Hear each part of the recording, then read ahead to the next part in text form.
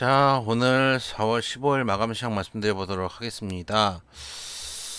음, 일단 두 가지를 좀 말씀을 드려볼게요. 일단 지정학적 리스크 얘기를 안 할 수가 없죠.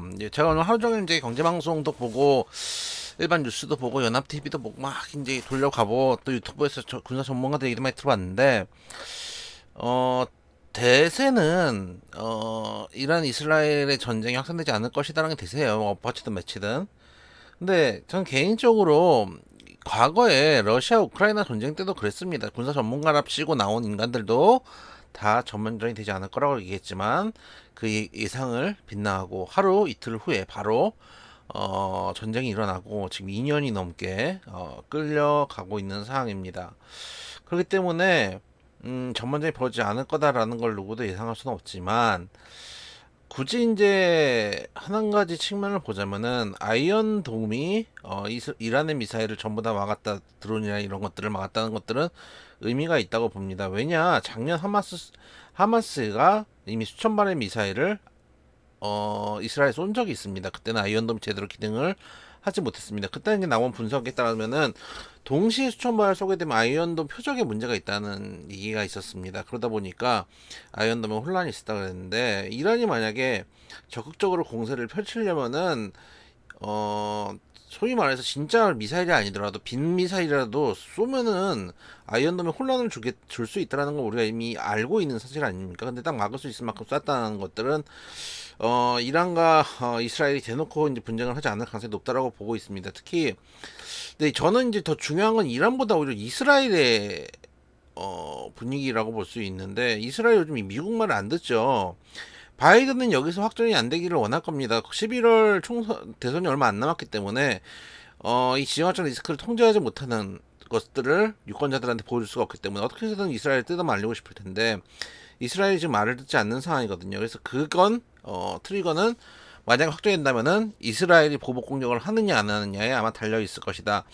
보복 공격을 하면 호르무즈 해협부터 다 막히는 이제 막히는 건데 그러면서 이제 유가가 튈 가능성이 높다라는 것도 생각해 볼 필요가 있습니다. 이란 자체의 유류 생산량은 러시아보다도 못합니다. 그렇기 때문에 유가의 변동성이 단기적으로 그칠 가능성이 있습니다. 호르무즈 해협이 막히거나 하면은 막히거나 하는 재보복이 있지 않는 한 단기적인 움직임을 보여줄 가능성이 높다. 러시아가 이란보다 훨씬 더 오랜 생산량이 많고 우크라이나는 전 세계 2위, 3위 하는 밀 생산국이기도 한데 어, 이미 전쟁을 겪어보고도 이 전쟁 중에서도 지금 나스닥 그리고 뭐 니케이 유럽 시장 전부 다 신고가를 올라오고 있다는 것들을 우리가 생각해 볼 필요가 있다.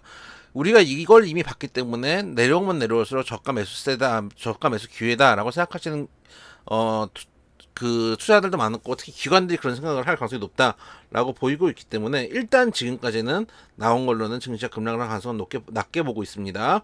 단기 변동성은 좀 있겠죠. 오늘 저는 개인적으로 오늘 변동성이 끝난 것일 수도 있다고 생각해요. 지금까지 뭐 추가적으로 아까 말씀드린 것처럼 이스라엘이 보복 공격을 하거나 하지 않는다면은 여기서 끝이 아닐까라는 생각도 사실 있거든요.